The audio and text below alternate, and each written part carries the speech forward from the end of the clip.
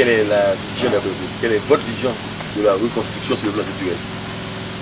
Bon, moi je pense pas que... il y a deux choses. Hein. Est-ce que c'est la reconstruction par la culture? Ça c'est une autre question.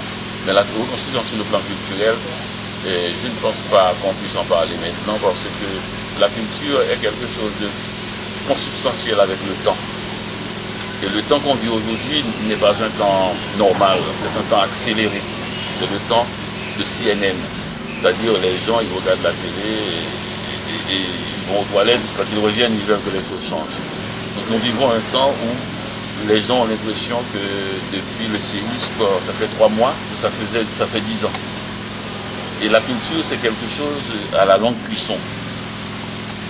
Elle doit s'appuyer sur un vécu national. Jusqu'à présent, par exemple, la culture nationale n'a produit dans le séisme qu'un seul mot. Un onomatopée, c'est... comment s'appelle le mot qu'on appelle le séisme? Goudou goudou.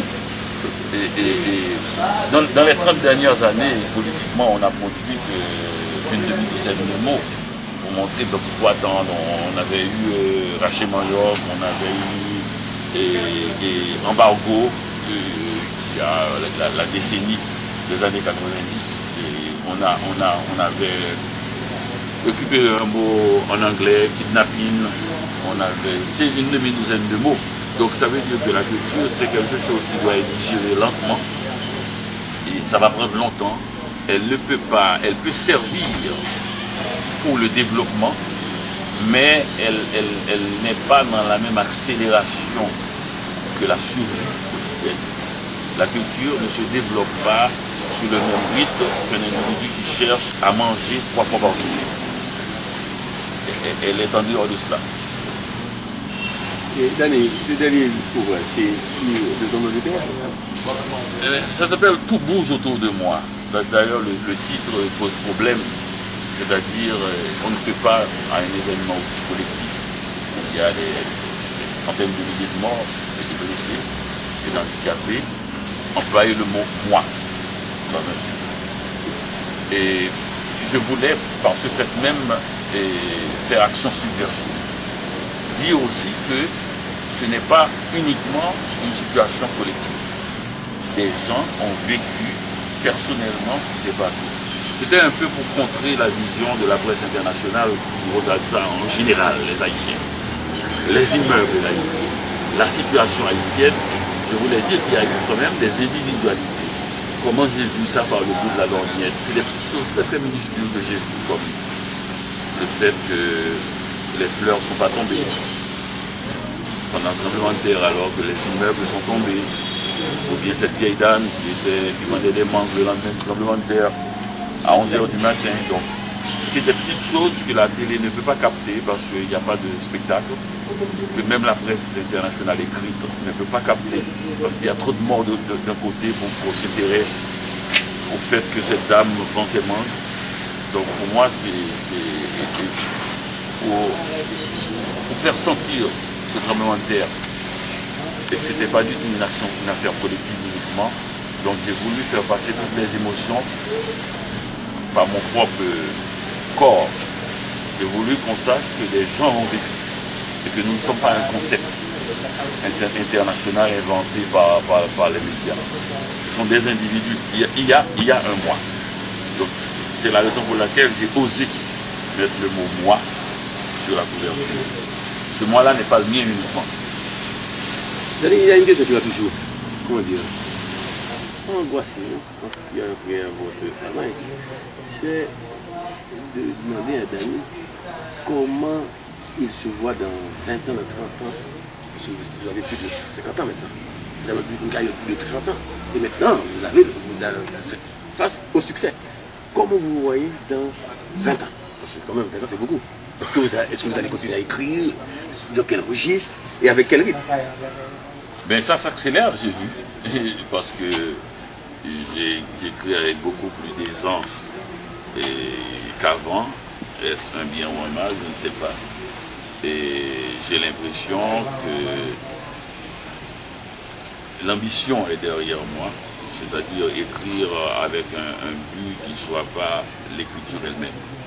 Peut-être que le succès peut apporter cela. Et j'écris de plus en plus pour avoir des nouvelles de moi-même, comment je ressens les choses. Donc ce qui rend la chose aisée, je n'écris pas dans le but de me faire connaître. Et le succès, enfin le succès, si on peut appeler ça comme ça, ne m'a pas angoissé. Je ne suis pas intimidé par cela, je ne me dis pas il faudra que je fasse mieux la prochaine fois. Au contraire, ça m'a comme complètement relâché, moins tendu. Et parce que je crois aussi que les œuvres qui restent, ce sont les livres moyens. Le lecteur aime beaucoup le livre ami. Il appelle le livre ami. C'est un livre qui ne vous intimide pas.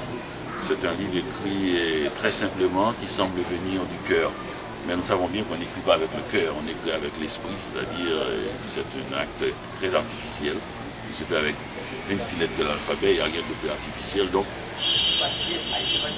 malgré tout, je crois que cette détente de l'esprit m'a apporté, c'est de croire dans la possibilité de faire un lien entre le cœur et l'esprit.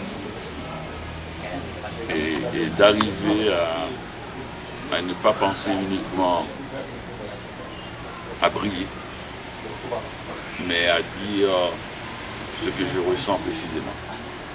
Tenez, une autre question.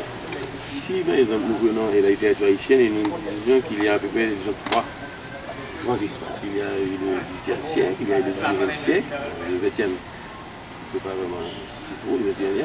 Maintenant il y a la diaspora. Pour chaque espace, quel est d'après vous le plus grand, ou du moins l'écrivain le plus grand? Donc, par exemple, de 1804 à 1900. De 1900 à et la diaspora. Ah, vous l'avez pris sur le temps. Moi, je préfère le prendre sur l'espace géographique. Je crois qu'on a l'espace de la paysannerie. On a eu beaucoup de romans paysans, visiblement. Gouverneur de la Rosée a brûlé tout l'espace.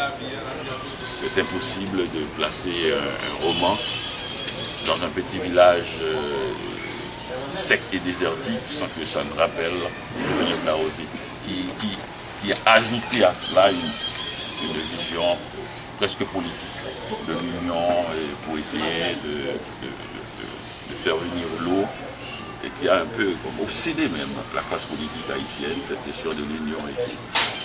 L'espace de la ville, Alexis l'a pris. La grande ville avec compère général Soleil, l'espace d'un ciment, il a divisé un peu l'espace avec, je dirais, l'espace prolétarien, compère général Soleil, cette histoire d'Hilarius, ce jeune homme, et aussi tout le romantisme de l'après-guerre où le communisme a dominé, où les écrivains haïtiens étaient tournés vers Aragon, vers les écrivains russes. Et Alexis, dans compère général Soleil, a bien implanté ça jusqu'à la faiblesse de cela. Le droit a bien dit, c'est un chef-d'œuvre 9/10e, et ce qui veut dire le discours politique était devenu un peu lourd. Alexis voulait que son livre soit utile, mais quand même il l'a dominé. Et dans la ville, il y a tout l'espace un peu interlope de la ville, avec l'espace d'un ciment, il a bien établi. Et je pense qu'avec ces deux livres, il a écrit le grand roman de la ville. La province, c'est Chauvet. Chauvet s'est installé son laboratoire en province, qui est une zone qui veut dire provincia, un espace pour les vaincus. Vous n'êtes pas à la campagne, vous n'êtes pas en ville, on vous repousse dans un espace comme ça. Et c'est là que,